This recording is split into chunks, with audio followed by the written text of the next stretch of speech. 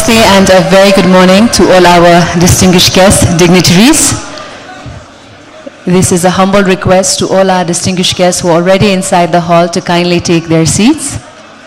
A humble request to all our distinguished guests to kindly take their seats. We've just got the information that our chief guest for this grand event, the Sagarmatha Sambaad 2025, Right Honorable Prime Minister of Nepal, Mr. K.P. Sharma Oli, is on his way, so requesting all our distinguished dignitaries inside this hall to kindly take their seats. Also a humble request to please keep your mobile phones on silent mode. A humble request to all our distinguished guests to please keep their mobile phones on silent mode. हल भित्र रहनुभएका हाम्रा सम्पूर्ण अतिथि महानुभावहरूलाई यथास्थानमा आसन ग्रहण गरिदिनु हुनका लागि हामी हार्दिक अनुरोध गर्न चाहन्छौं।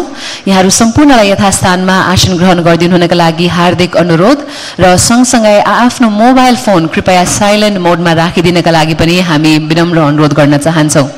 यहाँहरू सम्पूर्णलाई सगरमाथा संवादमा हामी हार्दिक स्वागत गर्दछौं र हल भित्र रहनुभएका सम्पूर्ण अतिथि महानुभावहरूलाई पनि पुनः एकपटक यथास्थानमा आसन ग्रहण गरिदिनु हुनका लागि हामी हार्दिक अनुरोध गर्दछौं। हाम्रा भलन्टियर्स र लिएजन अफिसर्सहरूलाई हाम्रा अतिथिज्यूहरूलाई पनि उहाँको स्थान देखाइदिनु हुनका लागि पनि हामी हार्दिक अनुरोध गर्दछौं। Ladies and gentlemen, distinguished guests, dignitaries will be starting shortly.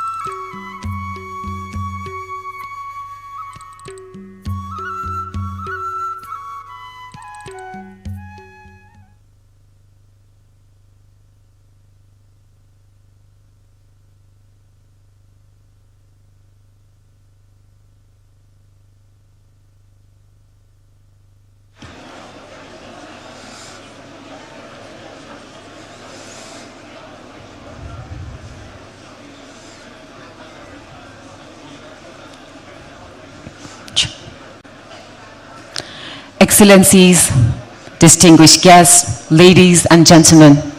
Namaste and a very good morning. My name is Mandira Maharshan and I will be the Master of Ceremony for the opening session of Sagarmatha Sambaad. It is my distinct honor and pleasure to extend a very warm welcome to all the dignitaries and guests in this August gathering of the Sagarmatha Sambaad. The Sagarmatha Sambaad, a platform for global dialogue, is named after the tallest mountain on the earth. It is a flagship initiative of the government of Nepal to work with all national and international stakeholders on pressing issues of common interest and global importance. As outlined in program, the theme of the Sagarmatha Sambaad 2025 is climate change, mountains, and the future of humanity. The theme is chosen with an objective of sharing views, building global solidarity, fostering common understanding, and inspiring collective action on these issues. Needless to say that climate change has affected all of us indiscriminately. Collaborative effort across borders and amongst humanity, hence, is an imperative for all. We all have a common interest for promoting a healthy planet for the current and the future generations of humans, animals, vegetations, and organisms alike. This common understanding will contribute to producing a tenable future that is clean, green, and resilient. The final and detailed program has already been shared with all the distinguished guests. It is also available on the Sagarmatha Sambaad website, ladies and gentlemen. The opening ceremony will soon start now, and I would like to once again request all distinguished guests and delegates to keep your mobile phones in silent mode, please. Thank you. Excellencies, distinguished guests, and ladies and gentlemen, I have the honor to announce the arrival of Right Honorable Prime Minister in this hall. As the formal opening of the Sambaad commences with the playing of National Anthem of Nepal, I would like to request every distinguished guest in the hall to rise.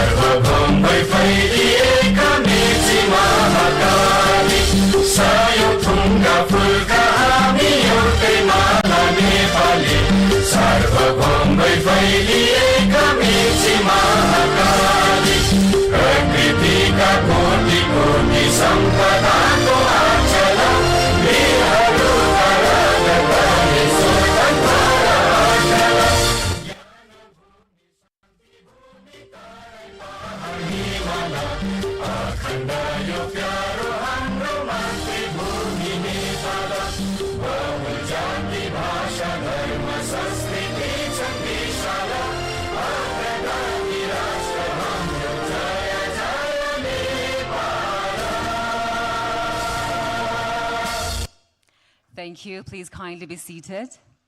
Ladies and gentlemen, it is time to unveil the Sagarmatha Sambaad banner. I have the honor to humbly request the Right Honorable Prime Minister and the Chair of Steering Committee of Sagarmatha Sambaad 2025 to unveil the Sagarmatha Sambaad banner. Also, I would like to request the volunteers for the needful assistance. Right Honorable Prime Minister, please do the honors.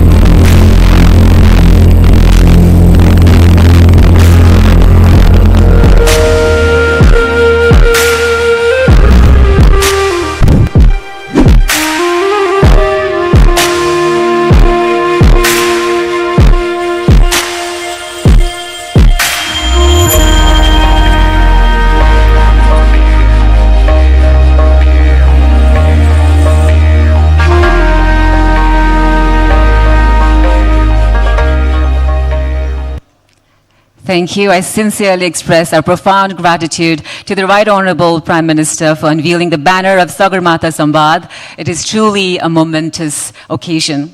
Ladies and gentlemen, as the saying goes, a picture is worth 1,000 words. Let us take a couple of minutes to watch the opening video of Sagarmatha Sambaad 2025. I kindly request the technical team to please play the video. Thank you.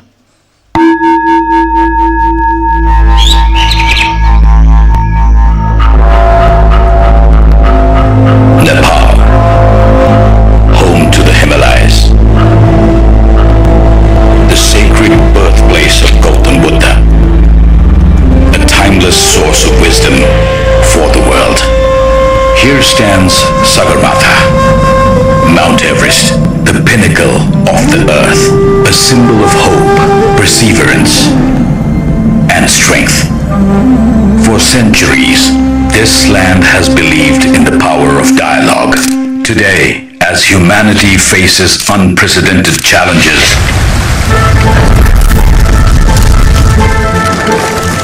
the land that carries a mantle of ancient practice of finding solutions through dialogue and discourse.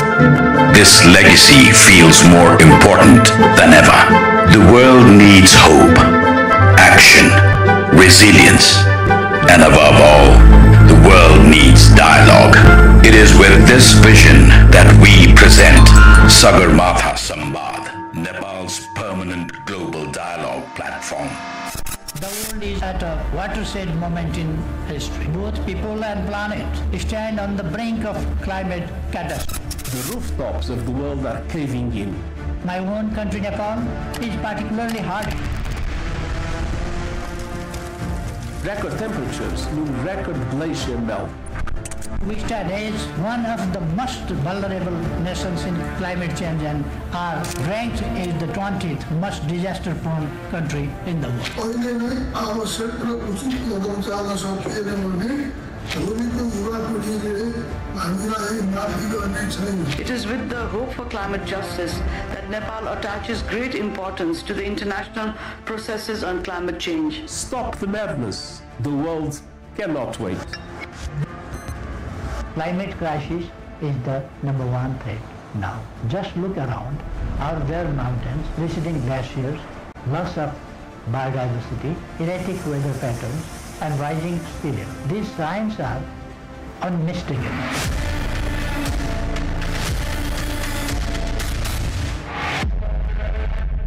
The theme of this first edition is climate change, mountain, and the future of humanity. This theme arises not just from our experience in the mountains today, but also from what we believe in and what we dream of for our shared planet.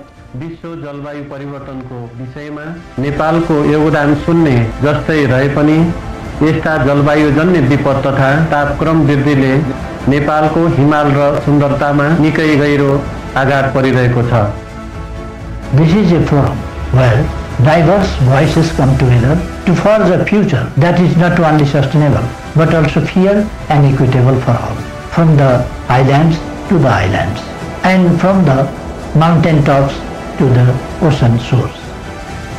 Let Sagarmatha Sambaad be a dialogue for solutions, for actions and for change. The dialogue will host leaders, experts and stakeholders and citizens from every corner of the globe. The Sambaad is for everyone, for you and for me. Let us join together to chart the path of well-being of our people and the planet. So let the mountains meet minds. Let dialogue become action. Let's reshape policies, not just with urgency, but with equity, compassion, and long-term vision. Let's make Sagarmatha Sambaad a forum of solutions, a fountain of hope and a force for the future. Let's build prosperous and a sustainable future for all.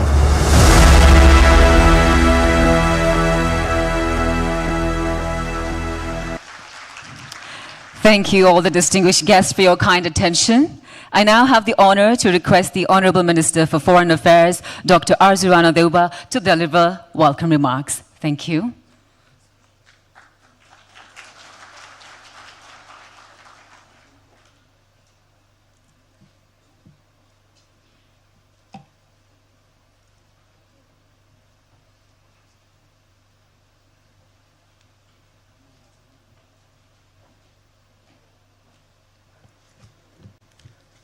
Honorable, Right Honorable Prime Minister, Honorable distinguished guests, Honorable Deputy Prime Ministers, Honorable Ministers, Excellencies, distinguished delegates, friends, Namaste and good morning.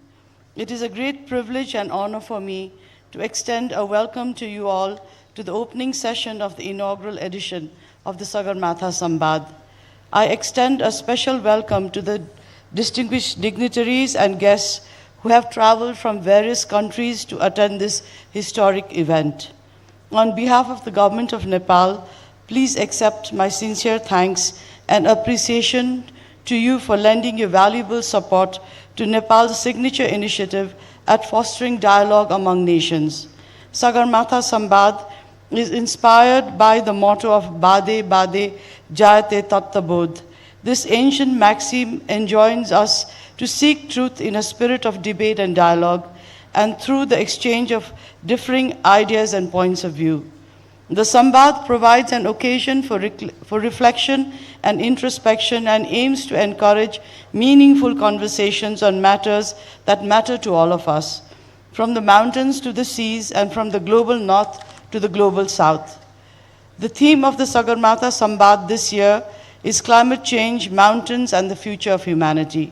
As a land of delicate mountain ecosystems, Nepal is already facing the full force of climate change.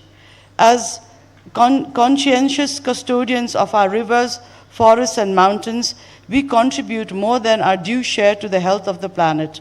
However, we are forced to face a heavy and disproportionate burden of the negative impacts of climate change. The absence of honest dialogue and impactful action not only heightens the risk on the environment in Nepal and elsewhere, but also puts the future of humanity itself at great peril. This is a grave injustice and must be addressed promptly, lest it becomes too late. Over the next 3 days, we will ask ourselves how best to tackle the existential threat of climate crisis, restore the health of the planet, and ensure the well-being of the people who live in it. Excellencies and distinguished delegates, mountains are humanity's shared global resources. They store and supply fresh water, act as natural carbon sinks, and are home to breathtaking biodiversity and abundant natural resources. They offer an array of sustainable climate solutions in the form of reforestation, watershed protection, and ecotourism.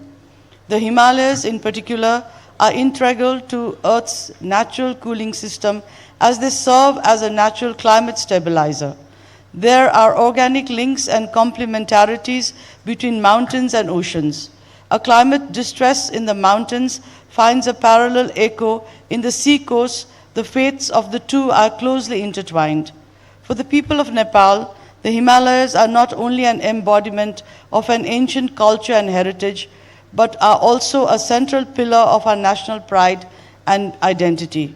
The tragedy is that the Himalayas are facing an unprecedented stress test in real time today, exposing not only the fragile nature of our mountain ecosystems, but also glaring evidence of the lack of meaningful global climate action. As a mountainous country with high disaster risk vulnerability, Nepal faces a stark predicament. Nepal has experienced a series of severe weather events in the recent past with devastating impacts on people and their livelihoods. Floods and glacial lake outbursts have caused large-scale destruction and damage, and droughts, water scarcity, and forest fires have brought untold suffering to the people across the country. We are the trustees of a planet. We were fortunate to inherit whole and healthy from our forebearers. We must act now to make sure that we pass it on to our future generations just as green, beautiful, and robust as we received from them. Excellencies, dear friends, the Himalayas are shouldering the heaviest weight of climate-induced disruption today. Our glaciers, the fragile yet timeless symbols of a healthy planet, are retreating at an alarming pace. What took millennia to form is melting away in silence just in front of our eyes. Mountain communities everywhere are especially vulnerable as they depend on nature for their daily lives. Climate-induced disasters are shaking the very foundations of their existence and livelihoods. Yet, there are incredible examples of many local communities fighting strenuously against climate change. Women, indigenous people, youth and marginalized groups, especially in mountain regions, are the gentle caretakers of our natural world. They fight on the home ground and they know how to fight a long fight. Recognizing and giving value to their local knowledge and lived experience is critical to building adaptive and sustainable communities, as is empowering them with resources and opportunities for finding sustainable solutions to an existential crisis. This cannot happen without concomitant cooperation among governments, corporations, and civil society at the international level. Excellencies, dear friends, the Atharva Veda proclaims, Mata Bhumi Putroham Prithviya. The earth is my mother and I am a child. Inspired by this ancient maxim, Nepal remains deeply committed to tackling climate change by aligning itself with international efforts aimed at combating climate change. As per our commitment to the Paris Agreement, we are working towards lowering emissions, exploring local climate solutions, and nurturing a sustainable and resilient earth. Nepal has committed to achieving the target of net zero greenhouse gas emissions by 2045. Hydropower, a clean form of energy, has remained Nepal's largest source of electricity.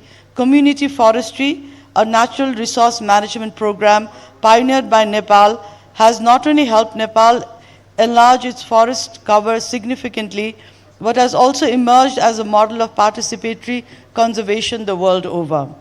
We have embraced initiatives like the National Adaptation Program of Action, NAPA, and the Local Adaptation Plans for Action, LAPA. These empower local communities to design solutions that fit their unique needs and realities. Nevertheless, the cascading impacts of global warming and climate change far exceed our capacity and resources to mitigate them. We call for predictable and adequate climate finance as we require greater resources to implement our national and local adaptation plans. Climate change is a global crisis transcending national boundaries. Nothing less than a global alliance based on justice and solidarity can hope to make a dent on the existential crisis that climate change brings in its wake. Thus, we call for a sufficient and effective loss and damage fund that can be easily accessed by countries in crisis. Nepal has therefore been consistently at the forefront of advocating for climate justice in international forums and multilateral institutions.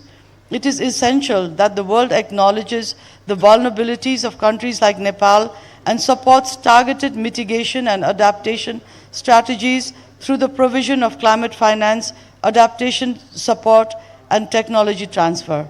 Excellencies, dear friends, as we engage in dialogue, I kindly invite you to reflect on how we can connect mountains to oceans, advance the green economy, and uphold climate justice for every person. I also hope that this forum will be an opportunity to contemplate on the linkages between climate change and regional and international peace, security, and stability, as well as the impacts of climate change on migration, food security, humanitarian crisis, and disaster risks. I hope this dialogue will help spark fresh ideas, foster cooperation, and mobilize greater political will in combating the specter of climate change and the existential threat to the future of humanity. I call upon all dignitaries and participants to walk with us in making this Sambaad a great success. I once again extend a warm welcome to all of you to the first edition of the Sagarmatha Sambaad. Thank you and welcome. Thank you, Honorable Foreign Minister, for the warm welcome remarks and also shedding light upon the program and objectives of Sagarmatha Sambaad. distinguished guests, ladies and gentlemen, I now have the honor to call upon this stage His Excellency Mr. Mukhtar Babayev, COP29 President and representative of the President of the Republic of Azerbaijan on climate issues for the keynote speech. Thank you.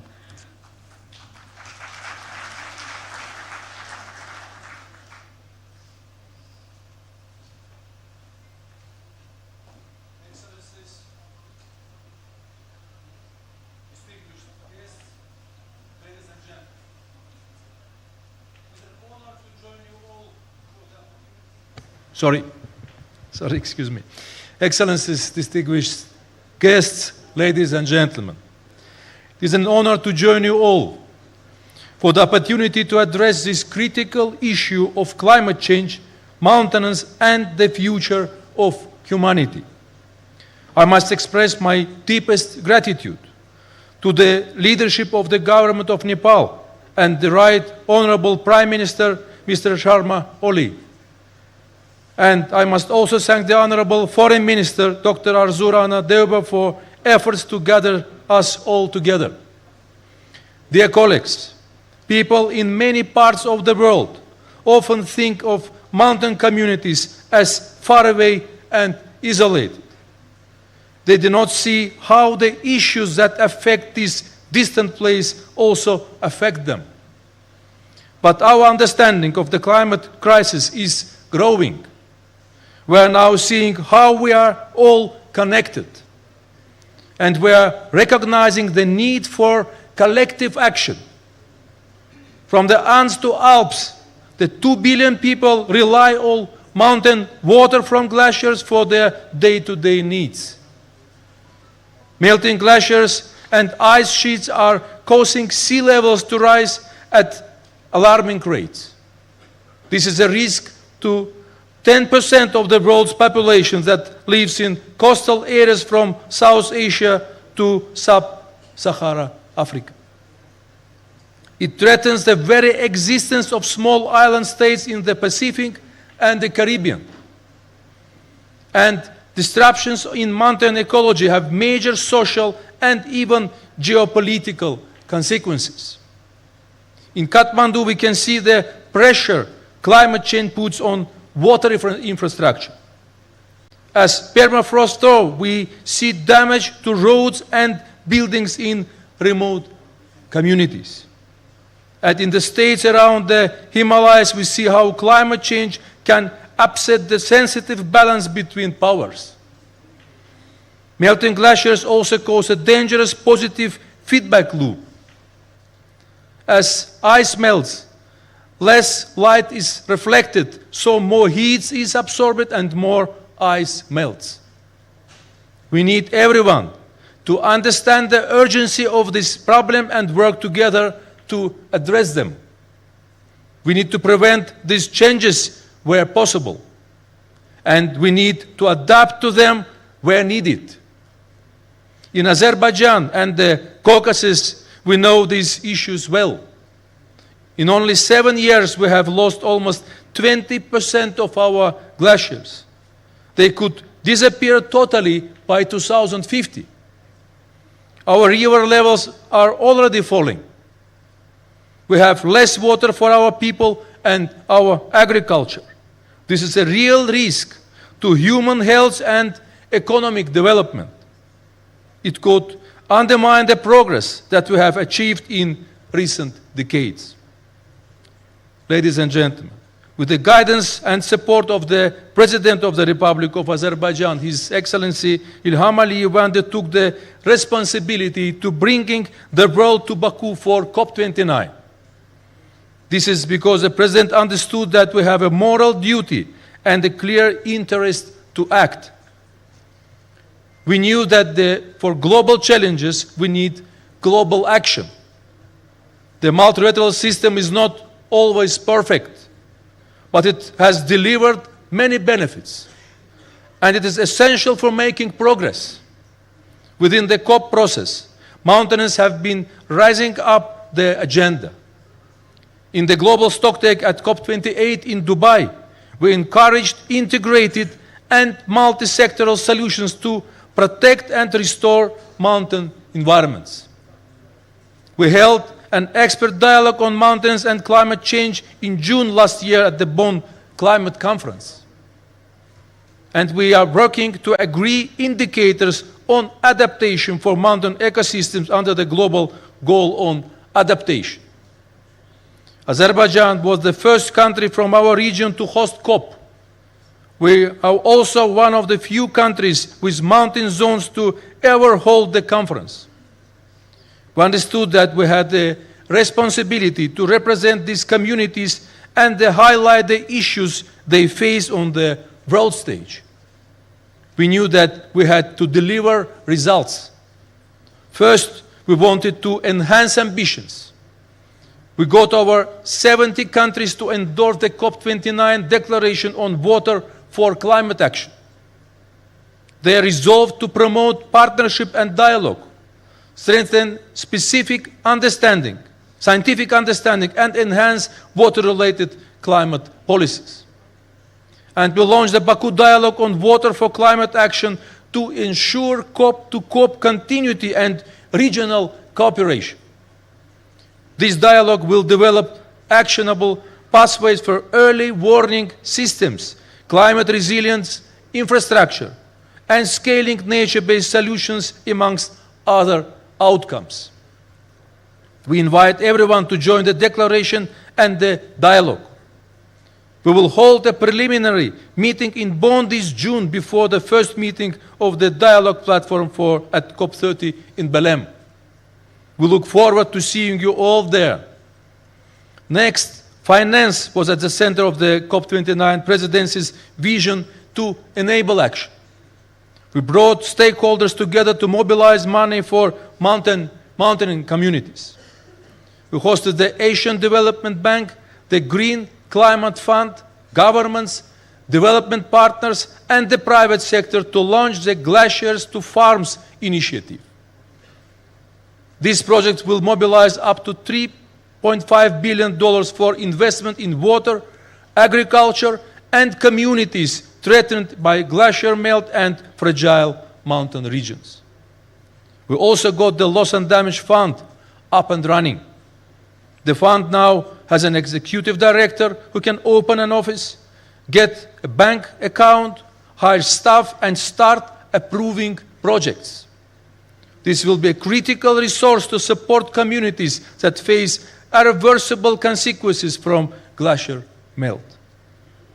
But we knew we had to go even further. Finance was at the heart of the negotiations in Baku. The COP29 presidency's top negotiating objective was a new climate finance goal to support the developing world for the next 10 years. It has never going to be easy. Under the UN, we had never set out to establish a goal like this. We had to bridge divides on the underlinked issues of structure, contributors, and quantum.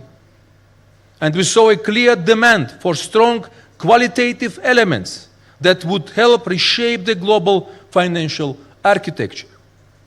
It was a complex negotiation where nothing was agreed until everything was agreed. As anyone who has climbed Sagarmatha knows, the wind blows strongest on the top of the mountain. It would get tough as we entered the final stages, but we were determined to reach our objective. When a target of $250 billion was initially suggested, we were clear that we needed to go further. We needed a goal that was fair and ambitious. We refused to close a conference. We held everyone back from leaving. And in very final moments, we landed a deal on the COP29 Baku finance goal. This tripled the previous goal with a pledge to mobilize at least $300 billion per year to the developing world by 2035. This is the largest ever financial goal to come from the UN process, turning billions to trillions. It will send a strong signal to the financial markets, provide greater certainty for long-term planning, help build trust and momentum for collective action, and set a benchmark to hold us all to account. But most critically, it will fund action. It will catalyze finance for more clean energy projects. This will reduce emissions to help prevent the worst effects of climate change on mountainous regions. It will mobilize public money for climate-resilient infrastructure. And it will help to support communities that face irreversible loss and damage. Dear colleagues, ladies and gentlemen, we understand that the goal was not everything for everyone. The COP29 presidency pushed for the highest possible level of ambition. But we were realistic that the public sector could not deliver the full scope of the developing world's needs. That's why we included for call of all actors to step up, and countries tasked the Azerbaijani and Brazilian COP presidencies to set out the Baku to Belém roadmap for how we could reach $1.3 trillion a year by 2035. We must now focus on implementation. The COP29 presidency will remain active to ensure that donors deliver their promises. We will hold governments to account to make sure that they mobilize the $300 billion they pledged in Baku. We are calling on them to make early progress on past promises. This means doubling adaptation funding by the end of the year compared to 2019 levels. And it means tripling the outflows from the official UN climate funds by 2030. For example, this includes more resources for the Green Climate Fund that supported the Glaciers to Farms initiative at COP29. Next is a critical year to enhance ambition in national climate plans. We need to deliver the plans for how we will reduce emissions, known as a nationally determined contributions. We want everyone to produce national adaptation plans for how we will prepare for the consequences of climate change. And as we set out at the COP29 Declaration of Water for Climate Action, we encourage everyone to integrate water into these plans and climate policies. As a developing country, Azerbaijan understands how challenging it can be to develop these plans. We have worked with the UN Secretary General and the whole UN system to make sure that support is available for everyone who needs it. We hope that countries will take advantage of it. We also want to remind everyone of the benefits of producing these plans, because these plans can serve as green lights for green investment, setting targets and timelines, highlighting priority sectors and industries, and demonstrating governments' commitment to action will send strong signals. These signals will attract and guide investment from both international donors and the private sector. They can be a useful roadmap for how we deploy the $300 billion a year that was pledged in Baku. Ladies and gentlemen, in a world full of distractions and competing priorities, we need to maintain focus and momentum. Azerbaijan is committed to playing its role to keep climate action high on the international agenda. We have seen encouraging signs from many committed climate actors, but we have also seen attention falling amongst others. So we need to keep up the work. The UN General Assembly designated 2025 as the International Year of Glaciers Preservation to raise awareness. We are deeply grateful to the government of Nepal for contributing to this mission by organizing today's gathering.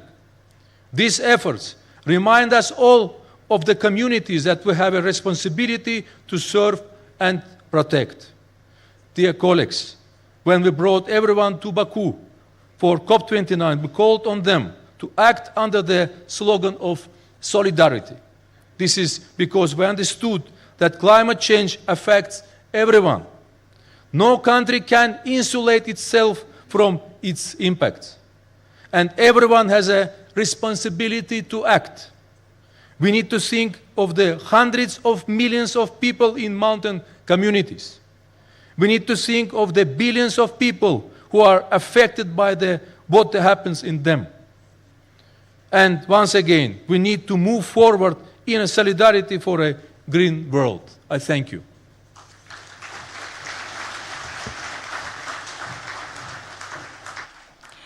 Thank you, Excellency, for your keynote speech highlighting the key issues of common interest and concern. Ladies and gentlemen, may I now have the honor to invite His Excellency Shri Bhupender Yadav, Minister of Environment, Forest and Climate Change of the Government of India, for this statement. Thank you.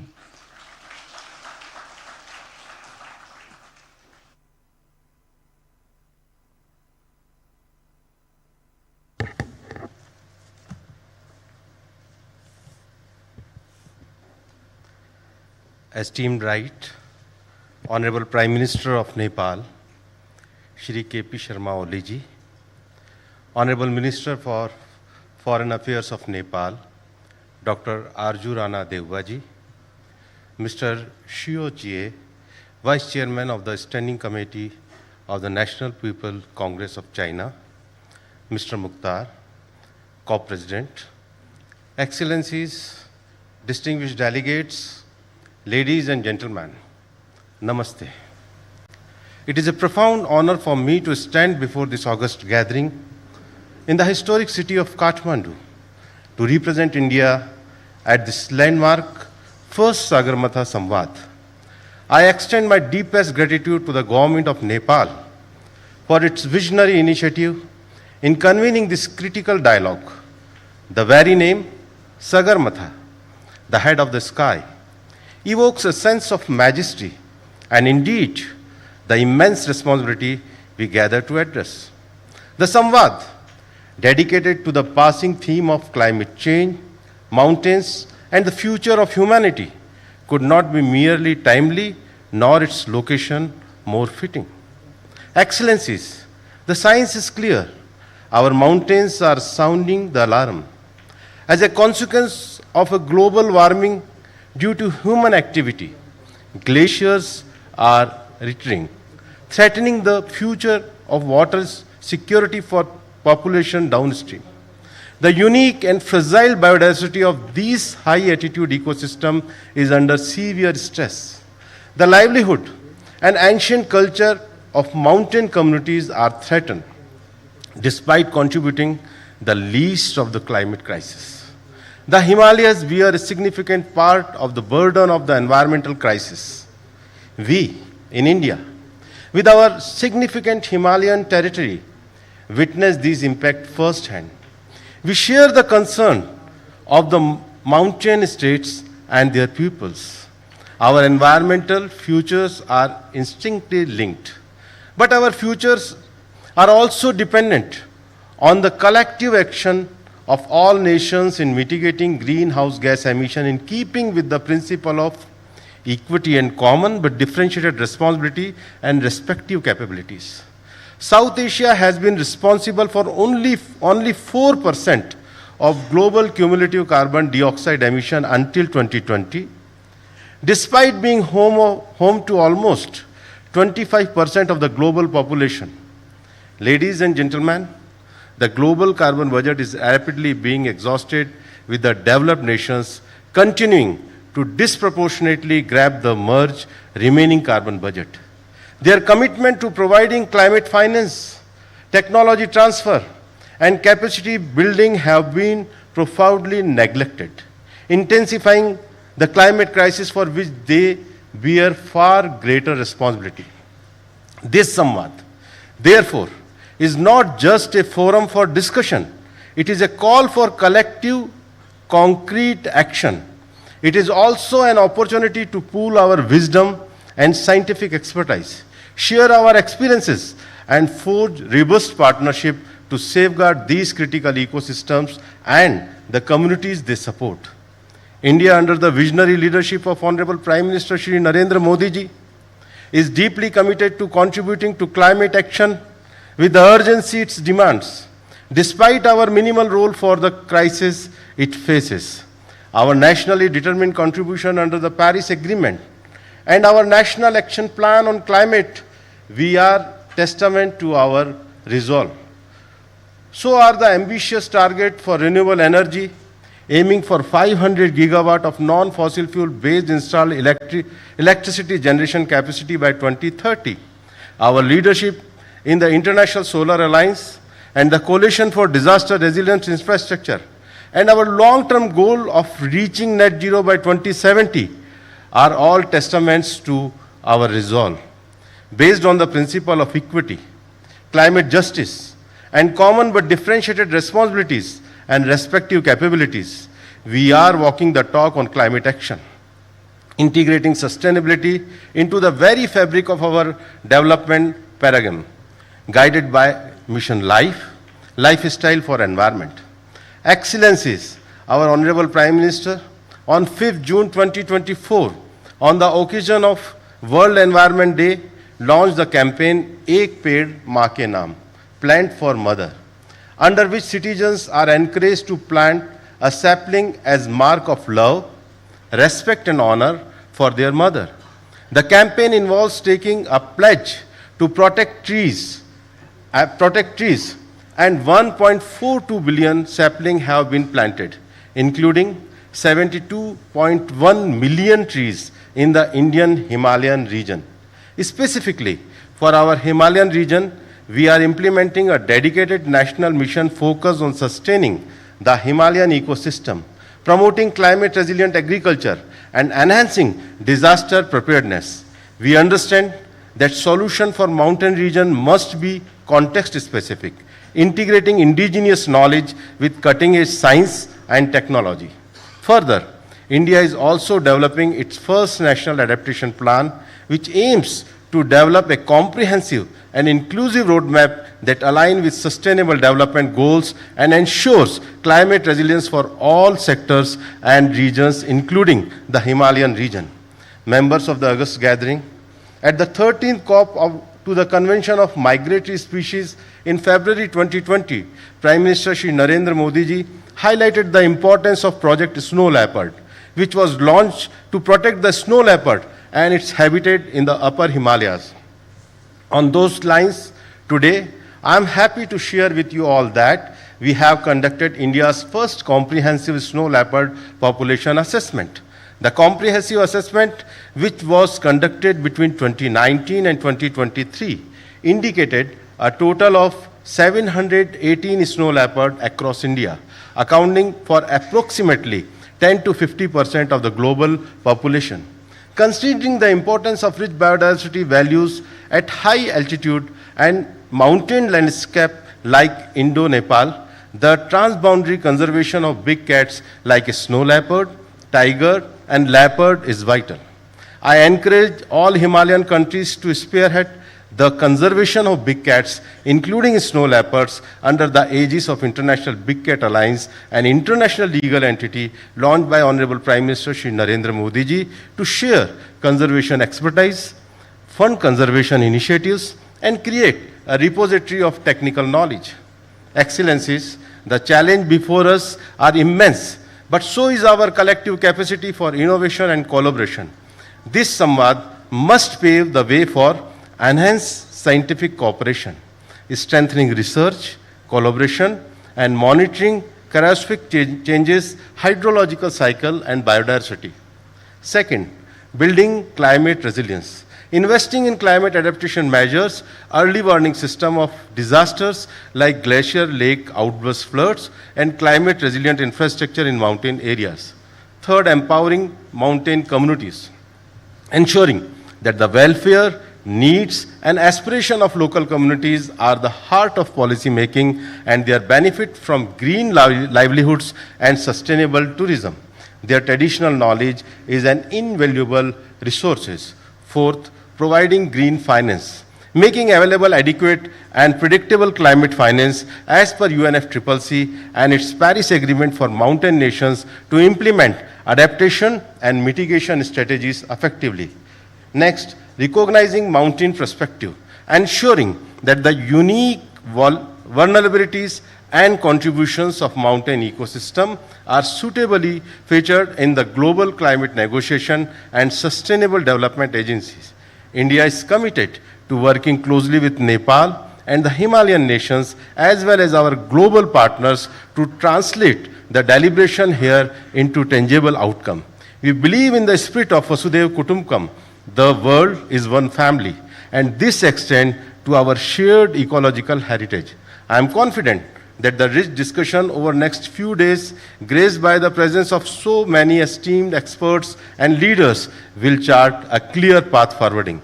Once again, I congratulate the government of Nepal for this excellent initiative. May our collective effort ensure the Sagarmatha and our sacred mountains continue to stand tall as beacons of hope, resilience, and a sustainable future for all. Dhanyavad. Thank you.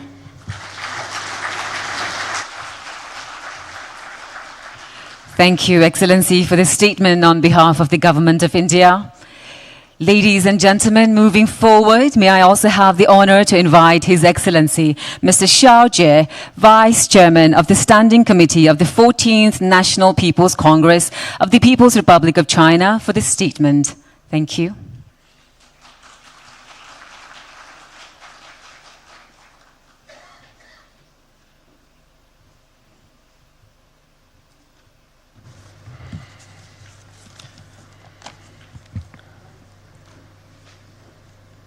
尊敬的利奥总理，尊敬的各位嘉宾，女士们、先生们、朋友们，大家好！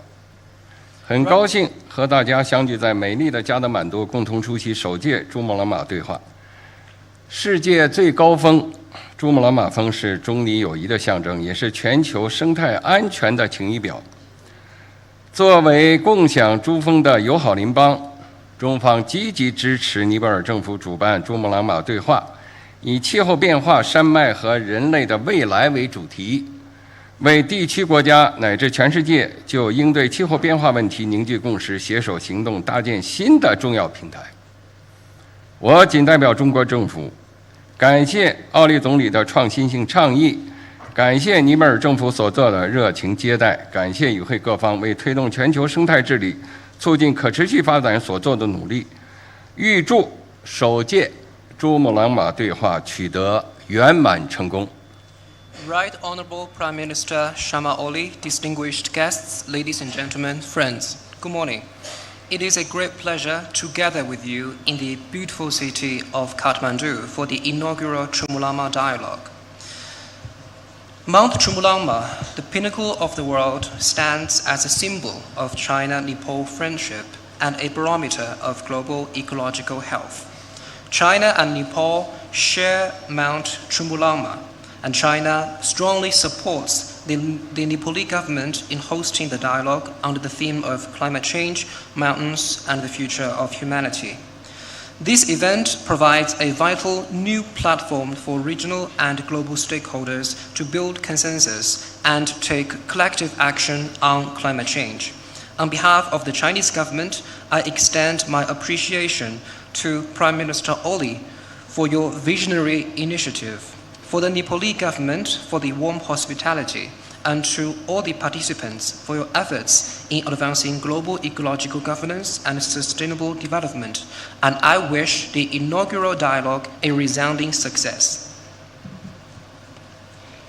围绕珠穆朗玛峰深化相关领域交流合作，是中尼友好的重要组成部分。2019年10月。 习近平主席成功对尼泊尔进行历史性国事访问，双方签署20份合作文件，其中包括珠峰保护合作备忘录。2020年12月，习近平主席同尼泊尔时任总统班达里女士共同宣布珠穆朗玛峰8848.86米的新高程。去年12月，奥利总理成功对中国进行正式访问，两国领导人就中尼关系发展达成新的重要共识。为积极落实奥利总理访华成果，尼泊尔申请的千城张家自然保护区项目，作为中国出资15亿元人民币设立的昆明生态多样性基金首批项目之一，正在有序落实。中尼在生态多样性保护、喜马拉雅科考和灾害防控等领域的合作日益深入推进。Deepening cooperation in areas related to Mount Chumulama is a vital part of China-Nepal friendship. In October 2019, President Xi Jinping made a historic visit to Nepal, during which both sides signed 20 cooperation agreements, including the Memorandum of Understanding on Chumulama Protection Cooperation. In December 2020, President Xi Jinping and President Bandari jointly announced Mount Chumulama's new height of 8,848.86 meters. Last December, Prime Minister Oli paid a successful official visit to China, where the leaders of both countries reached new important common understandings on advancing China-Nepal relations. To actively follow through on the outcomes of Prime Minister Oli's visit, the Kanchenjunga Conservation Area Program was listed among the first group of projects supported by the Kunming Biodiversity Fund, which was established by China with a 1.5 billion RMB investment. And steady progress is being made in the funding delivery. Cooperation between China and Nepal in biodiversity conservation, Himalayan scientific research, and disaster prevention and control is making greater headway. 当前，中国正以中国式现代化全面推进强国建设、民族复兴伟业，人与自然和谐共生是中国式现代化的鲜明特点。自5年前习近平主席宣布碳达峰、碳中和目标以来，中国成功实现以每年年均3%的能源消费增速支撑年均6%以上的经济增长，单位 GDP 二氧化碳排放量下降超过35%。截至今年3月底，中国风电、光伏发电装机量历史性超越传统的火电。为深入推进青藏高原生态保护和高质量发展，我们颁布实施《中华人民共和国青藏高原生态保护法》，在三江源搭建天空地一体化生态监测网络，在珠穆朗玛峰建成海拔最高的自动气象观测站，坚持三水林田湖草沙一体化保护，奋力谱写生态优先、绿色发展新篇章。Through its modernization, China is striving to build itself into a greater country and advancing the rejuvenation of the Chinese nation on all fronts. A defining feature of Chinese modernization is harmony between man and nature. Since President Xi Jinping announced China's carbon peak and carbon neutrality goals 5 years ago, we have managed to support an average annual economic growth rate of over 6%, with an energy consumption growth rate of just 3%, while reducing CO2 emissions per unit of GDP by more than 35%. By the end of March this year, China's installed wind and solar power capacity surpassed that of thermal power for the first time in history. Guided by President Xi Jinping's instruction to further promote ecological protection and high-quality development of the Qinghai-Tibet Plateau, China has enacted the Qinghai-Tibet Plateau Ecological Protection Law, established an integrated space, aerial, ground ecological monitoring network in the Sanjiangyuan region that is home to the headwaters of the Yangtze River, the Yellow River, and the Mekong River. And China has built the world's highest automatic meteorological observation station in Mount Chumulama. Through holistic protection of mountains, rivers, forests, farmlands, lakes, grasslands, and deserts, China is writing a new chapter in prioritizing ecological conservation and promoting green development. 中国是世界绿色发展的坚定行动者、重要贡献者。中国的绿色梦想始终承载着世界人民追求美好生活的愿景。巴黎协定达成10年来，中国在习近平主席生态文明思想指引下，贡献了全球1/4的新增绿色面积，构建起全球最大、发展最快的可再生能源体系，建成全球最大、最完整的新能源产业链。中国是全球最大清洁技术出口国，推动全球风电和光伏发电成本分别下降超过60%和80%。中国已同42国家签署气候变化南南合作谅解备忘录，为120多个发展中国家提供1万余名绿色低碳人才培训名额。2016年以来，中国提供并动员项目资金超过1770亿元人民币，有力支持发展中国家，特别是小岛屿国家和最不发达国家应对气候变化。China is a steadfast actor and contributor to global green development. China's green dream embodies the aspirations of people worldwide for a better life. In the decade since the adoption of the Paris Agreement, guided by Xi Jinping's thought on ecological civilization, China has contributed 1/4 of the world's newly added area of afforestation. China has established the largest and fastest growing renewable energy system globally and developed the world's largest and most complete new energy industrial chain. As the largest exporter of clean technology, China has driven down the costs of global wind power and photovoltaic power by over 60% and 80% respectively. China has signed Memorandum of Understanding on South-South cooperation on climate change with 42 countries and provided over 10,000 training opportunities for green and low-carbon development programs to more than 120 developing countries. Since 2016, China has provided and mobilized over 177 billion RMB in project funding to support fellow developing countries, particularly small island countries and least developed countries, in their climate response. 女士们、先生们、朋友们，人与自然是生命共同体，山脉与人类未来紧密关联。面对到2100年新都库什、喀拉昆仑、喜马拉雅山系预计将失去1半冰川量的现实危机，面对个别国家再度毁约退群的单边主义逆流，全球生态治理的严峻性、复杂性、不确定性愈加突出。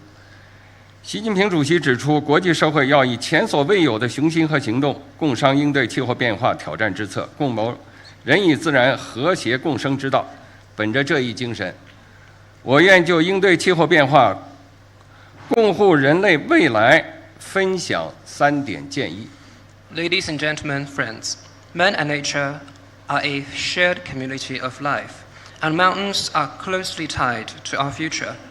In the face of the stark reality that the Hindu Kush Karakoram Himalaya mountain range is projected to lose half of its glacier by 2100, and amid a certain country's unilateralist moves to willfully withdraw from treaties and organizations, the urgency, the complexity, and uncertainty of global ecological governance has become increasingly evident. President Xi Jinping stressed that the international community needs to come up with unprecedented ambition and action to discuss ways to tackle climate change and find a path forward for man and nature to live in harmony. In this spirit, I wish to share 3 proposals for addressing climate change and protecting our future. 第一，践行人类命运共同体理念，打造珠穆朗玛峰地区生态安全网。珠穆朗玛峰地区是全世界气候变化最敏感的区域，冰川消融，灾害频发，淡水告急，地区山地国家首当其冲。中国愿继续发挥负责任大国作用，支持地区国家完善监测预报预警体系建设，提升高山地区气候变化适应能力，防范应对地质灾害，加强高山水土资源可持续管理。中国愿继续为激发世界气象组织第3级区域气候中心网络、昆明、蒙特利尔全球生物多样化框架等平台机制效能贡献力量，推进实施应对气候变化南南合作10百千倡议，为发展中国家办好能力建设培训班。First, it is important to act on the vision of a community with a shared future for mankind and build an ecological security network in the Mount Chumulama region. The Mount Chumulama region is one of the most climate-sensitive areas in the world, facing glacier retreat, frequent disasters, and freshwater shortages, with mountainous countries in the region bearing the brunt. China will continue to act as a responsible major country, support regional countries in improving their monitoring, forecasting, and early warning systems, enhancing climate change adaptation in high-altitude areas, preventing and coping with geological disasters, and strengthening sustainable management of water and soil resources in mountainous regions. China will continue to help improve the effectiveness of platforms such as the World Meteorological Organization's Third Pole Regional Climate Center Network, or TPRCC, and the Kunming-Montreal Global Biodiversity Framework, and advance the 10-100,000 initiative, which means 10 low-carbon pilot projects, 100 mitigation and adaptation projects, and 1,000 training opportunities for South-South cooperation on climate change. This also includes providing capacity-building workshops for fellow developing countries. 第二，践行共商共建共享的全球治理观，打造生态文明合作新高地。2018年以来，中方已成功主办4届中国西藏环喜马拉雅国际合作论坛，发起林芝倡议，同包括尼泊尔在内的环喜马拉雅地区国家并肩携手，在完善高原生态环境治理、推动绿色发展、深化文明互鉴等方面开展交流合作。中方愿继续积极探索珠穆朗玛对话和环喜马拉雅国际合作论坛对接协同，守护好世界屋脊，保护好人类共同家园。今年10月，中国将在加德满都同尼方共同举办环喜马拉雅地球系统科学国际大会，共商气候变化与人类活动双重影响下的地球系统的应对之策，欢迎各国朋友积极参加。Second, it is important to act on the global governance philosophy of extensive consultation and joint contribution for shared benefit, to create a new shining example on jointly building an ecological civilization. Since 2018, China has hosted 4 editions of the China-Xizang Trans-Himalaya Forum for International Cooperation and launched the Ningxi Initiative. China worked with Nepal and other countries in the Trans-Himalaya region to advance exchanges and cooperation in improving ecological governance on the plateau, promoting green development and deepening mutual learning among different civilizations. China stands ready to explore synergies between the Chumulama Dialogue and the Trans-Himalaya Forum for International Cooperation to safeguard the roof of the world and protect our shared home. In October this year, China will co-host the Trans-Himalaya Earth System Science International Conference with Nepal in Kathmandu to discuss ways for addressing the dual impacts of climate change and human activities on the Earth system. We welcome the active participation of friends from all countries. 第三，践行真正的多边主义，打造全球气候治理新图景。尽管个别大国热衷单边主义、保护主义、霸权主义，对国际规则和国际秩序造成严重冲击，但中国积极应对气候变化的行动不会放缓，促进国际合作努力不会减弱，推动共建地球生命体的实践不会停歇。应对气候变化是全人类共同的事业，唯有坚定维护联合国气候变化框架条约以及巴黎协定的主渠道地位，秉持共同但有区别的责任原则，各尽所能，团结协作，才能共同应对挑战。发达国家应当履行义务，落实承诺，切实向发展中国家提供资金、技术和能力建设支持。中方坚定支持巴西作为主席国成功举办联合国气候变化辩论大会，中国将于会前宣布覆盖全经济范围，包括所有温室气体的2035年国家自主贡献目标。Third, it is important to act on true multilateralism to open up new prospects for global climate governance. Despite a certain major country's inclination toward unilateralism, protectionism, and hegemonism, which has severely undermined international rules and order, China will not slow down its climate actions. China will not reduce its support for international cooperation, and China will not cease its efforts to build a community of all life on Earth. Tackling climate change is a common cause for all humanity. We must firmly uphold the central role of the UNFCCC and its Paris Agreement, adhere to the principle of common but differentiated responsibilities and respective capabilities, and work together as one. Developed countries must fulfill their obligations and commitments and provide substantial financial, technological, and capacity-building support to developing countries.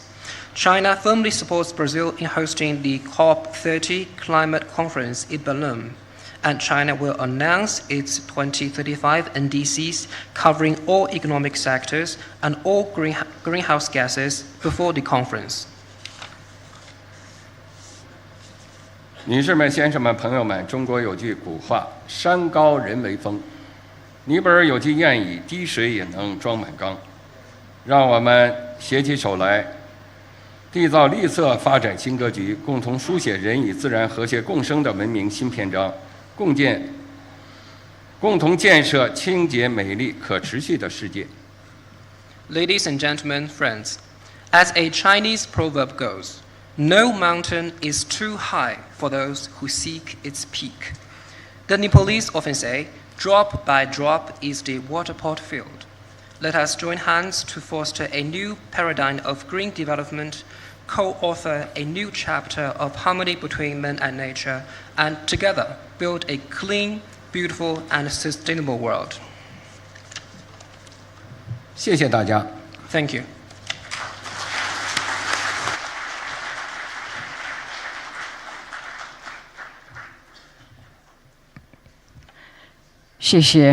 Thank you, Excellency, for the statement on behalf of Government of the People's Republic of China. Distinguished guests, ladies and gentlemen, we now have received a video message for the Sagarmatha Sambaad from His Excellency, Mr. Antonio Guterres, Secretary General of the United Nations. I now would like to request our technical team to play the video message. Thank you. Your Excellency, Prime Minister K.P. Sharma Oli, dear friends, I'm so pleased to send a message of solidarity and support to this first ever Sagarmatha Sambaad. I couldn't agree more with the spirit of this gathering, that your majestic mountains, including Sagarmatha, truly inspire us to think beyond borders and reflect through dialogue and engagement. I have felt that spirit on my visits to Nepal, including most recently when I had the privilege of seeing the glacial valley basins of Mount Everest and the Annapurnas. And I saw firsthand how the rooftops of the world are caving in.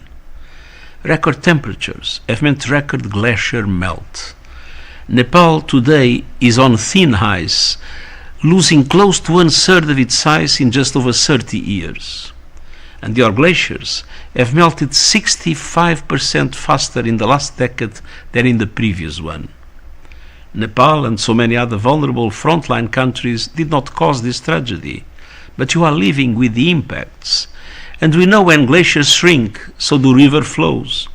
In the future, major Himalayan rivers like the Indus, the Ganges and Brahmaputra could have massively reduced flows, combined with saltwater intrusion that would decimate deltas. We would see low-lying countries and communities erased forever. Millions of people on the move with fierce competition for water and land, and floods, droughts and landslides accelerating worldwide. That is why last year from Nepal I sent a global message to the world: stop the madness. And that is why you are gathered together focused on Sambaad, dialogue. The world has much to learn from Nepal's climate leadership, from your local adaptation plan of action, to pioneering the United Nations early warning systems for all initiative, the extraordinary efforts on reforestation, and pushing to reach your climate goals by 2045. The world must act without delay to keep 1.5 degrees in reach, with the biggest emitters in the lead. By seizing the opportunities of renewable energy and the benefits they bring to communities and economies, by making good on climate finance commitments, including the $1.3 trillion climate finance goal agreed at COP29, by honoring the promise of developed countries to double adaptation finance to at least $40 billion this year, and by delivering serious support to the Loss and Damage Fund to help the most vulnerable. Achieving these goals demands bold cooperation across nations and sectors. The United Nations is your ally in this essential task, and I thank you.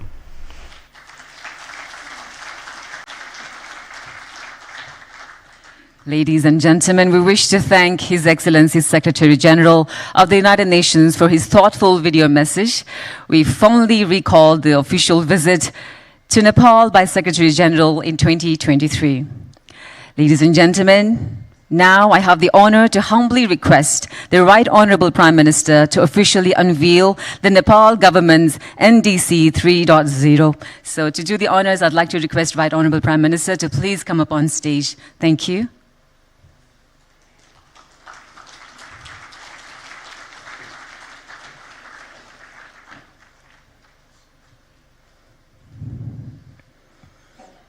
Ladies and gentlemen, this is the official unveiling of Nepal government's NDC 3.0.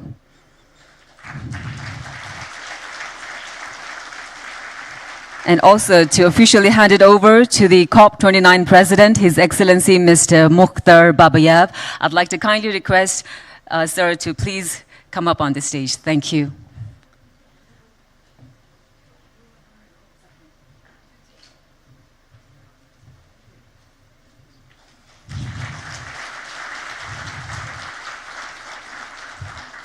Thank you, Right Honorable Prime Minister, for doing the honors. And now I'd like to request Right Honorable Prime Minister, the Chair of the Steering Committee of the Sagarmatha Sambaad 2025, to address this August gathering. Thank you.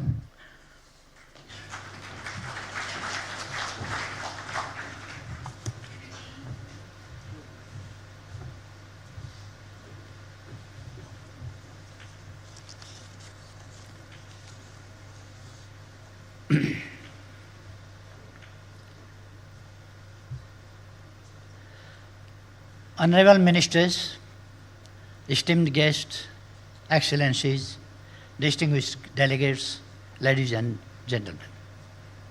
Good morning and namaste. It is both a deep honor and a heartfelt privilege to welcome you to the inaugural edition of Sagarmatha Sambaad. This is Nepal's Global Dialogue Initiative, a platform for thoughtful reflection, for principled engagement, and for addressing the most urgent challenges of our time. Today, the line between local and global has all but vanished. What happens in one corner of the world echoes across the rest. The fire that rages in one land darkens the skies of others. The melting of distant glaciers shifts the rains, floods the fields, and parses the plains far away. The decisions of a few can shape the destiny of many. It is within this deeply interconnected reality that the Sagarmatha Sambaad was born. A space for honest dialogue, for shared wisdom, for collective action. We have named it after Sagarmatha, the highest point on earth. And we hope this Sambaad, our dialogue, will rise just as high. High in moral clarity, bold in intellectual courage, steady in our shared vision for a better world. Ladies and gentlemen, today the world stands before towering metaphorical mountains. Challenges loom vast and urgent. The recovery from the pandemic is still fragile. The climate crisis is speeding up. In many corners of the world, peace feels more distant than ever. Trust in global institutions is weakening. Inequalities within countries and across borders are growing deeper. Multilateralism, once a guiding light, now sways under heavy storms. And yet, amidst this uncertainty, we hold on to a simple, powerful belief: the power of dialogue. Ladies and gentlemen, Nepal is not just a piece of geography. It is a sacred land where wisdom breathes through every stone and stream. Here the spirit of awakening was born. This is the land of Lord Buddha. From this soil, a light emerged, guiding humanity towards peace, compassion, and harmony. It is soil where sages meditated, where seekers found truth, where rishis offered the world a wealth of knowledge that still uplifts the human soul.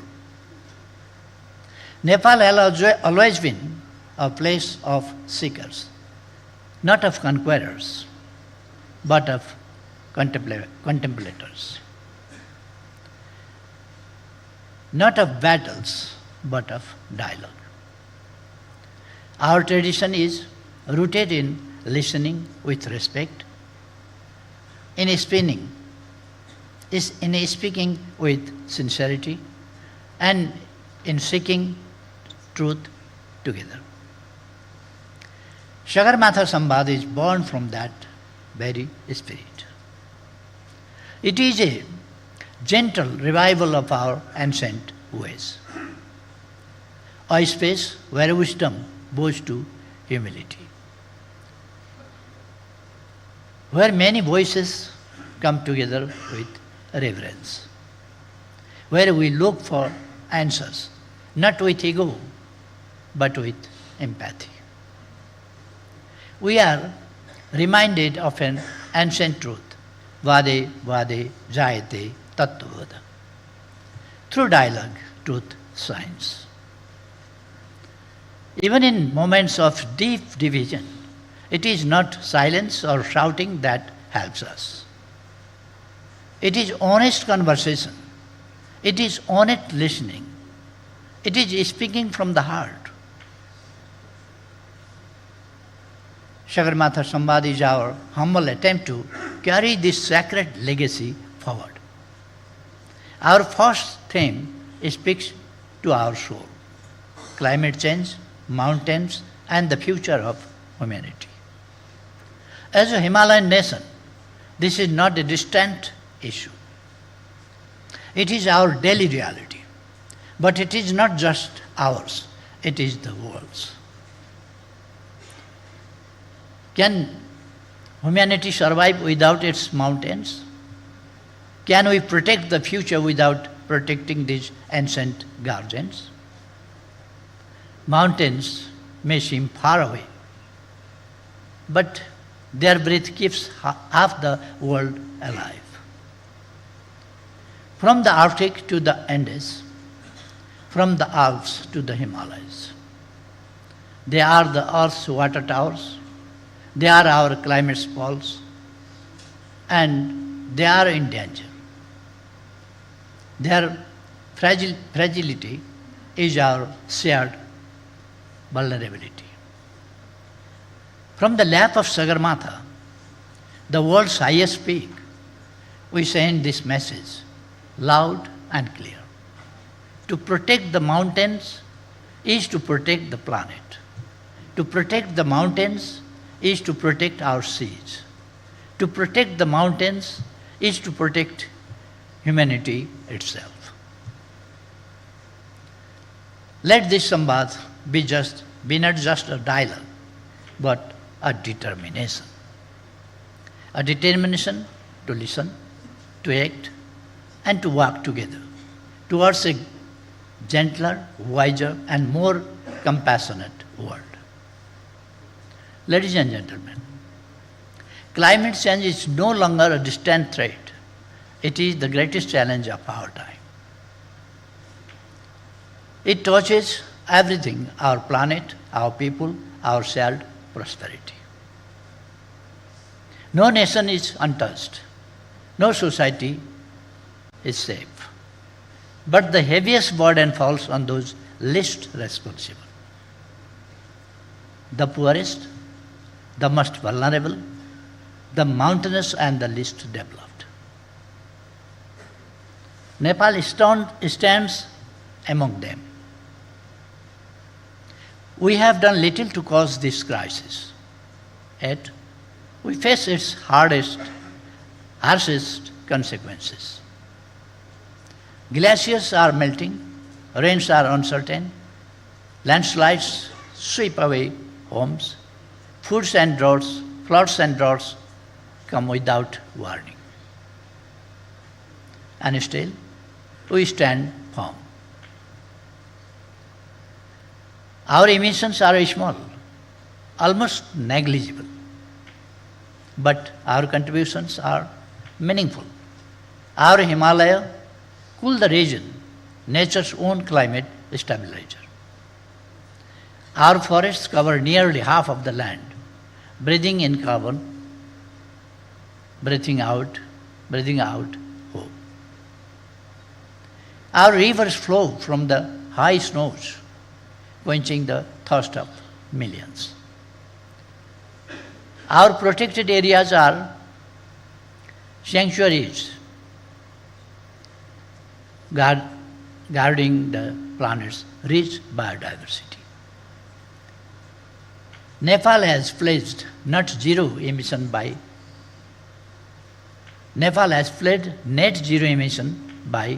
2045, 5 years ahead of the global target.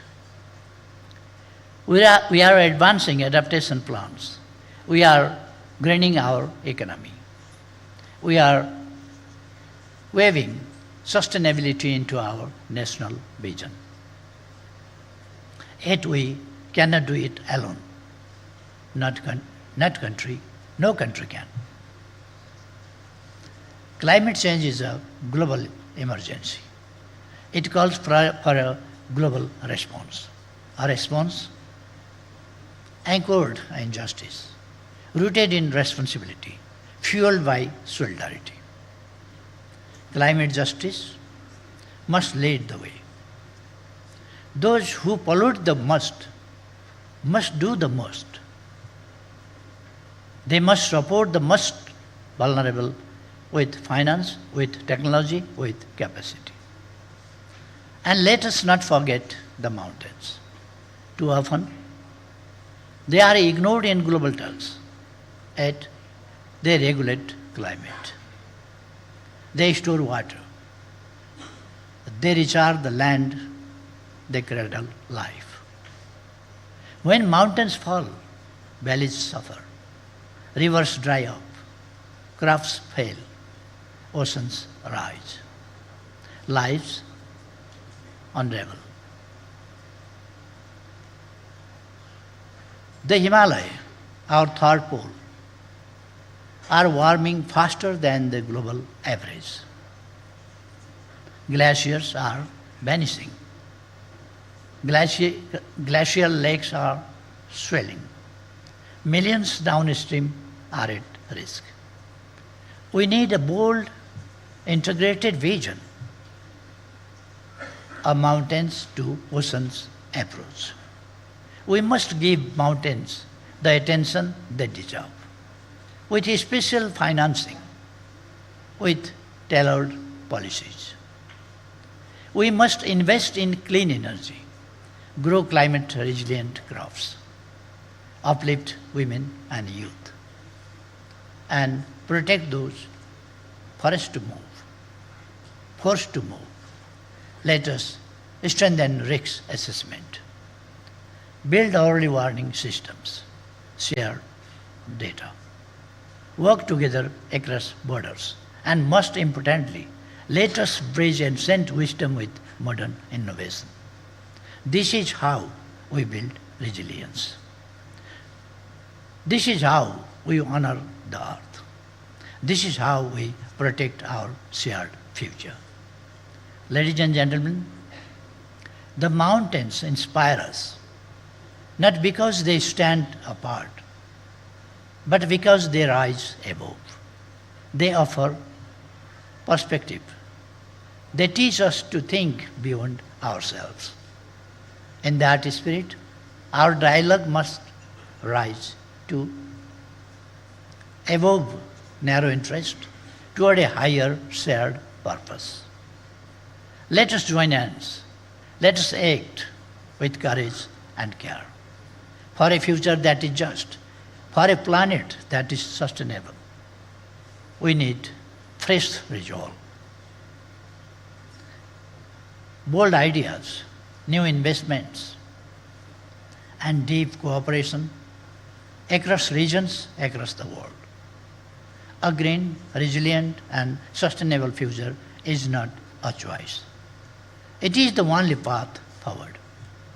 Sagarmatha Sambaad is our humble offering, a global platform to listen, to speak, and to understand, a space to build trust, to imagine a world where harmony with nature and equity among people is not a distant dream but a living reality.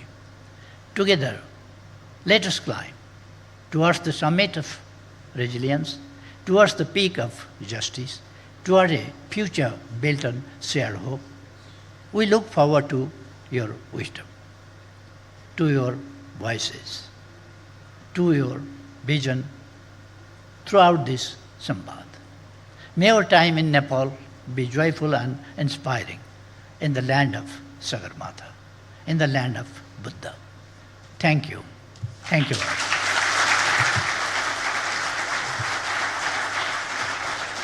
We are deeply grateful to Right Honourable Prime Minister for his insightful address and inspiring vision, ladies and gentlemen. With the address by Right Honourable Prime Minister, now it is time for the photo session of the head of ministerial level delegations with Right Honourable Prime Minister and the chair of the steering committee of Sagarmatha Sambaad.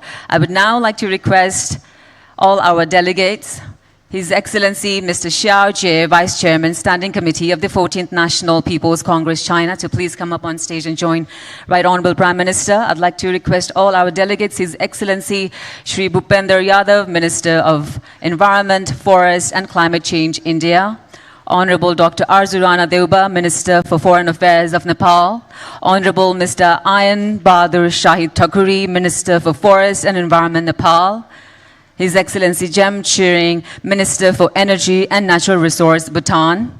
His Excellency Mr. Mukhtar Babayev, COP29 President, Ministry of Ecology and Natural Resources of the Republic of Azerbaijan. Her Excellency Ms. Sharmeen Soneya Murshid, Advisor to the Ministry of Social Welfare and Ministry of Women and Children Affairs of Bangladesh. His Excellency Abdullah Balala, Assistant Foreign Minister for Energy and Sustainability Affairs of UAE. His Excellency Barons Heyman of ULOC, Parliamentary Under-Secretary of State, Department of Environment, Food and Rural Affairs, UK.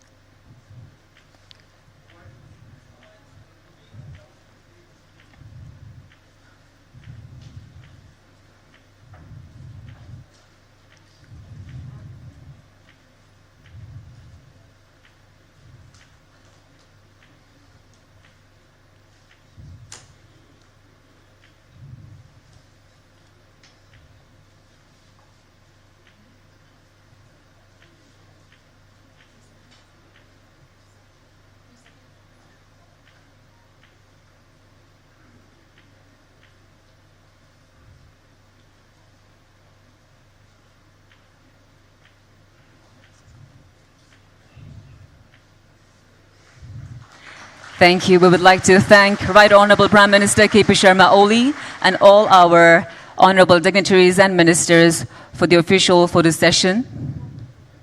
Ladies and gentlemen, with this photo session, we conclude the opening session of the Sagarmatha Sambaad 2025. May I kindly remind all distinguished delegates that the plenary session will commence at this Mega Malhar Hall in half an hour, 30 minutes. That is 11:35. The plenary session will start. Wishing to see many of you in the plenary and the roundtable sessions. We will continue working together for fruitful dialogue, ladies and gentlemen. Have a great day ahead. Thank you.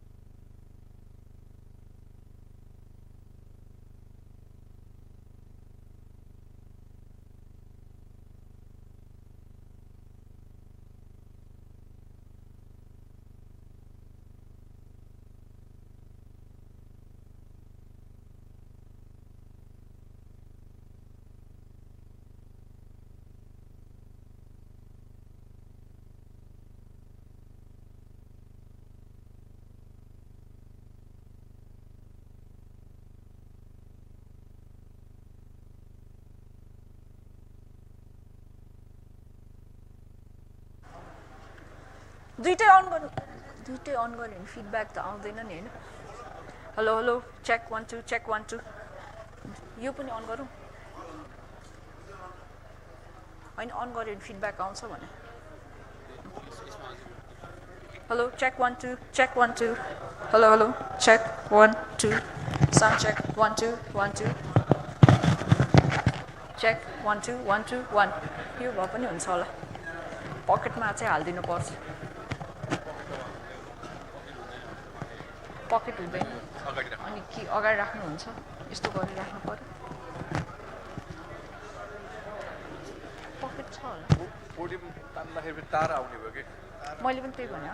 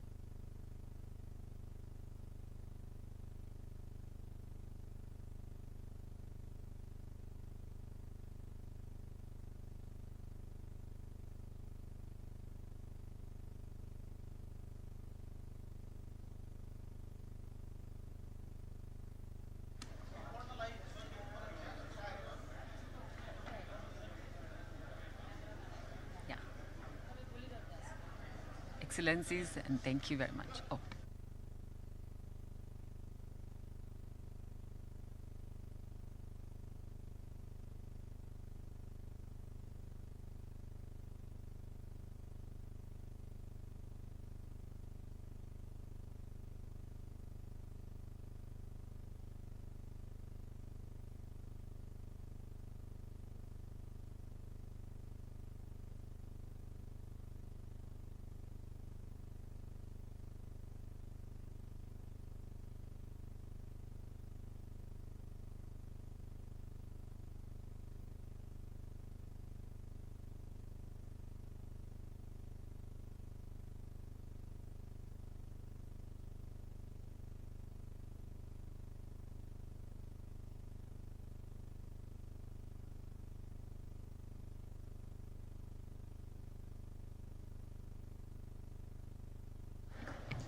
A very, very good afternoon. Namaste to all our distinguished guests, dignitaries.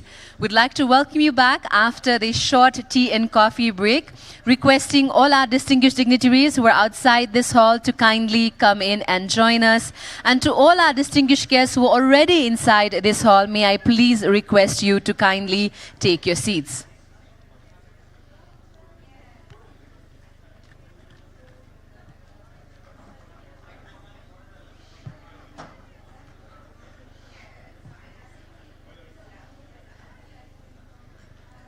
Namaste, good morning to all our distinguished guests. Welcome to the plenary session of Sagarmatha Sambaad. Our main theme is climate change, mountains and the future of humanity. Requesting all our distinguished guests to kindly join us inside the hall and please do take your seats.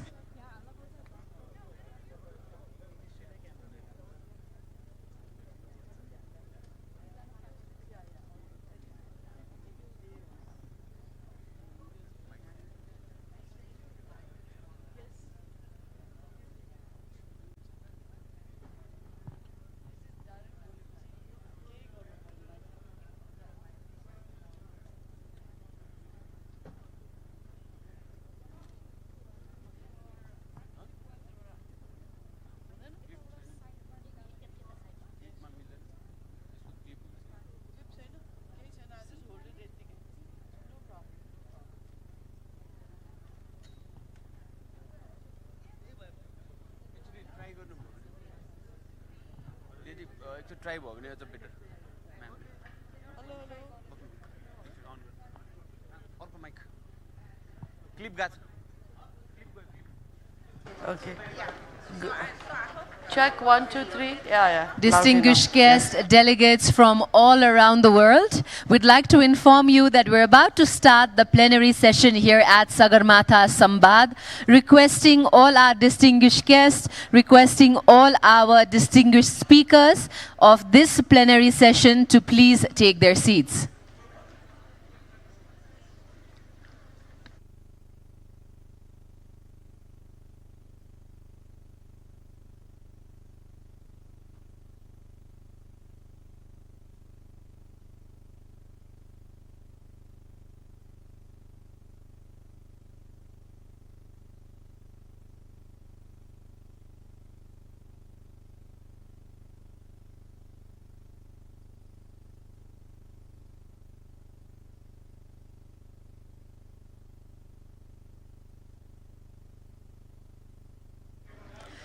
I would also kindly like to request all our volunteers to please inform our distinguished delegates and dignitaries to join us inside this main hall for the plenary session.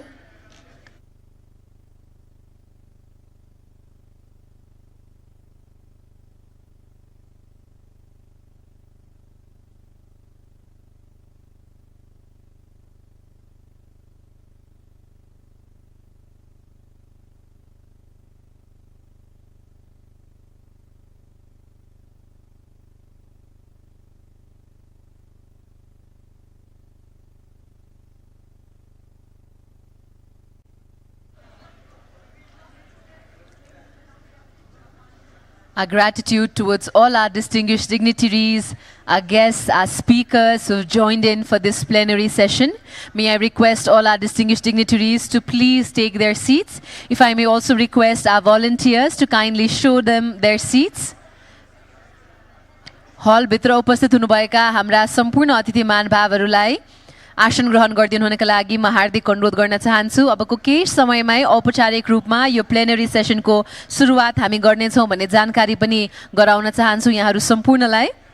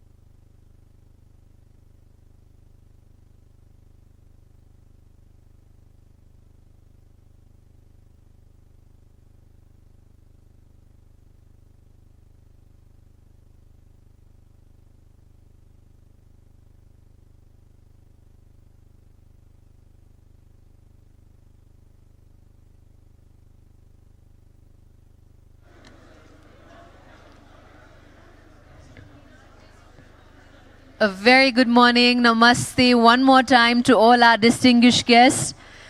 I see a lot of happy faces around the room, interacting and networking, but may I please request all our distinguished guest dignitaries to please take your seats. If I may request all our distinguished guests to please take your seats. A humble request and reminder to please keep your mobile phones in silent mode.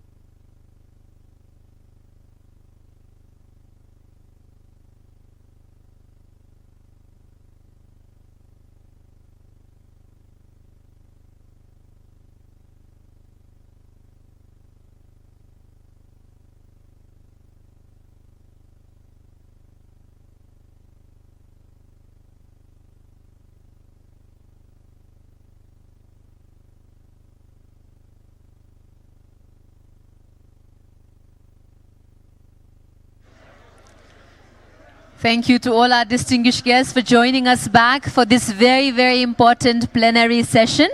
May I please request all our distinguished guests to kindly take their seats. We are about to formally begin the plenary session of Sagarmatha Sambaad, requesting all our distinguished guests to please take their seats.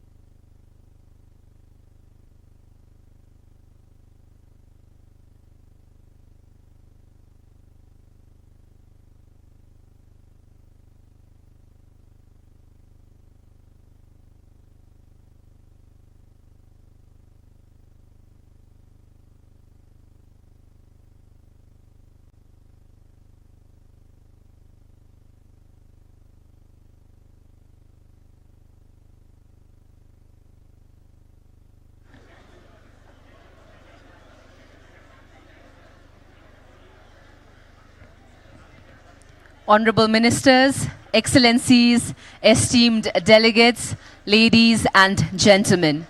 It is a profound privilege to stand before this august gathering of visionaries, policymakers, change makers, and thought leaders from around the globe. Your presence here today at the Sagarmatha Sambaad is a testament to our shared commitment to addressing one of the most defining challenges of our time: climate change and its impact on our mountains and beyond. The plenary session is a crucial platform for transformative dialogue, for constructive ideas and concrete actions, where discussions are driven not just by the urgency of the present, but also by the responsibility of the future generations. We are grateful to have you here with us in this important dialogue. We have Honorable Dr. Arju Rana Deuba, Minister for Foreign Affairs of Nepal, as the chair of this plenary session. May I please request everyone to welcome our chair with a thundering round of applause onto the stage. A dedicated advocate for sustainable development and a champion of climate diplomacy, Honorable Minister has been instrumental in amplifying the voices of vulnerable communities and driving meaningful conversations on a global stage. Thanking everyone for being here during this plenary session of the Sagarmatha Sambaad. It is now my privilege to request our Honorable Minister, the chair for this plenary session, Dr. Arju Rana Deuba, to formally commence this session and lead us into what promises to be an enlightening and impactful discussion. Thank you. Thank you so much. So glad to be back here. Thank you so much for attending the morning session. Honorable Ministers, Excellencies, distinguished participants, ladies and gentlemen, namaste again. It is my distinct honor to chair this plenary session of the Sagarmatha Sambaad 2025. I welcome you all to this session. It is an occasion to share national perspectives, experiences, challenges and visions and success stories, and thereby contribute to our collective mission of preserving and sustaining planet Earth. As well as we all just heard from the Right Honorable Prime Minister of Nepal in the opening session of the Sambaad, we are hosting this edition, this first edition, on the theme Climate Change, Mountains and the Future of Humanity. This Sambaad aims to build global solidarity, inspire collective action, and contribute to inclusive climate resilient development, emphasizing the need of saving and sustaining mountains. And I was also very happy to hear the keynote address from our friend who is heading the UNFCCC and the COP29, who came all the way to deliver the remarks. I think what we are going to speak about today is going to add weight to the initiative that has already been taken. Today we are confronting pressing realities. Our mountains are under severe threat. The impacts of climate change are being felt everywhere, be it on the mountains or on the ocean shores. In fact, in the lift I met the person, participant from the lowest lying country, from the Netherlands, and he was very happy to be here because we share a common future. Our glaciers are retreating, the precious water sources are drying up, and the communities are facing more frequent disasters generated by climate change. Our mountain communities, who have contributed the least to global emissions, as we all know, are among the first to suffer their consequences. It is undoubted that we cannot afford to let their voices be drowned out in the global climate discourse. That is why we have chosen the seminal theme of climate change, mountains and the future of humanity for this maiden edition of the Sagarmatha Sambaad. Importantly, this edition is taking place during the first celebration of the International Year of Glaciers Preservation. Excellencies, this Sambaad is a global platform for solidarity, for sharing knowledge, and for sharing partnerships across borders. The time for isolated efforts is over. What we need now is our collective resolve. This platform is meant to urge the global community to come together with a shared commitment to protect our mountains and secure a sustainable future for all, drawing inspiration from the mighty Sagarmatha. Climate change does not recognize borders, nor should our solutions. With these opening lines, I now turn to the distinguished speakers of this plenary session, whom we are eager to listen to. Before I invite this first speaker, let me spell out a few points about today's proceedings in line with the general rules and procedures of international conferences. The list of speakers is based on protocol and alphabetical order. Each speaker will have 5 minutes to deliver the statement, and considering the time limit of this session, and at the end of 4 minutes, there will be an indication of 1 minute remaining, and the speaker may wish to wrap up the statement. However, I request the respective delegations to provide the full written statement to document at sagarmathasambaad.org for due reflection and record. Now I go on to invite the speakers. I would now like to invite the first speaker of the session, Her Excellency Ms. Sharmeen Sonaya Murshid, Advisor for the Ministry of Social Welfare and the Ministry of Women and Children Affairs, People's Republic of Bangladesh, and Her Excellency will be followed by Bhutan. Thank you. Please.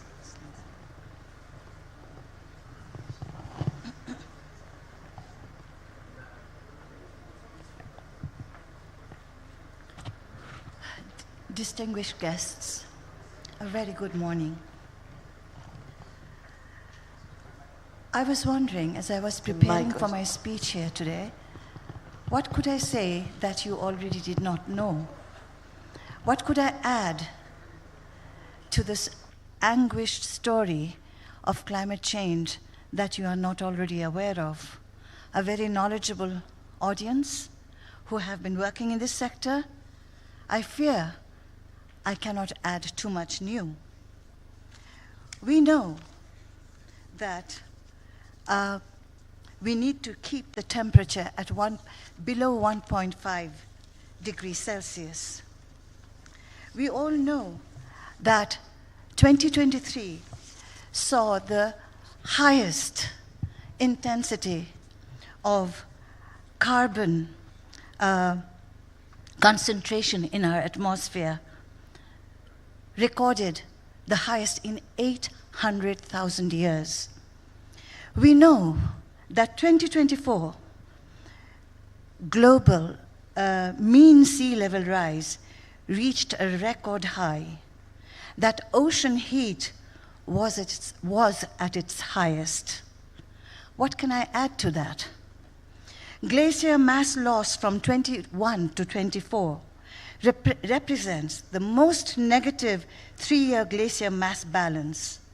Let me stop. We can go on, but the trend intensifies. While Nepal is in panic, Bangladesh knows the consequences of a mountain, a disappearing mountain, and what significance it has for my country downstream, a little delta, a cusp, a cup that holds all the waters of the rivers of the region and is a safe passage for those rivers to flow into the ocean. This is a story, I fear, that is as old as fire and as recent as plastic. It is a turning point in our life. And I wonder, the message I'd like to give is the anguish that we live through. They say the mountains are eternal.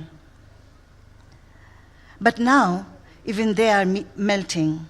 Glaciers, once ancient and unmoving, now flow like tears down the weathered face. We thought we stood above it all, masters of the earth, the makers of machines. We burned the bones of the planet to light our cities and chase our dreams, and in doing so, we forgot that we belong to the earth and not apart from it. Forgot that every breath we take is borrowed, every step we tread on the soil of the earth is a prayer. This is not just a climate crisis, it is a spiritual crisis. Forgetting a relationship, an old relationship of reverence. But the story is not finished. We are still breathing, we are still able to choose. We can be the generation that remembers, that listens to the wind again, that walks gently in the shadow of mountains, not to conquer, but to bow. The earth does not need our pity, it needs our presence. And if we return to it fully, humbly, the future will remember us as the generation that turned time around. And why I speak in this language is because I don't have any other language to explain how vulnerable we as a region have become. One mountain, one river, one people. When the ice breaks in the high Himalayas, it does not ask permission before it flows. It does not stop at borders. It melts. And far below, in the flat deltas of Bangladesh, a mother lifts her child above the rising tide. This is the truth. The earth teaches us the atmosphere is shared, the rivers are shared, the future is shared. We survive only when we work together, like forests that root and rise as one, like birds that migrate in coordinated arcs, like cells in a single living body. The melting mountains are not just a warning. They are a call to cooperation, to compassion, to courage. I believe that's my call, but may I have just a minute to say a last word? So a call to the region before the water rises, to the nations beneath the same sky: Nepal, Bhutan, India, Bangladesh, China, Pakistan. The floods do not care for flags. The droughts do not wait for policy. When the glacier bakes, it does not check your passport. It flows, destroys, and devours. And yet still we act like it's someone else's problem. We are not blind. We cannot turn away anymore. We need joint monitoring. We need early warnings that cross borders. We need shared water governance, shared science, shared courage. I know we have it, and yet we do not.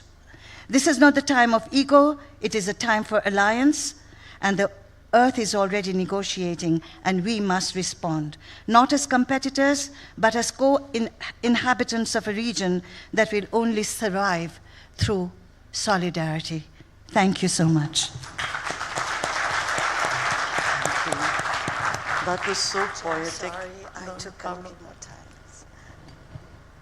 Thank you. That was very soul-touching. Now I'd like to invite His Excellency Jem Chiring, Minister for Energy and Natural Resources, Royal Government of Bhutan. Excellency, you have the floor.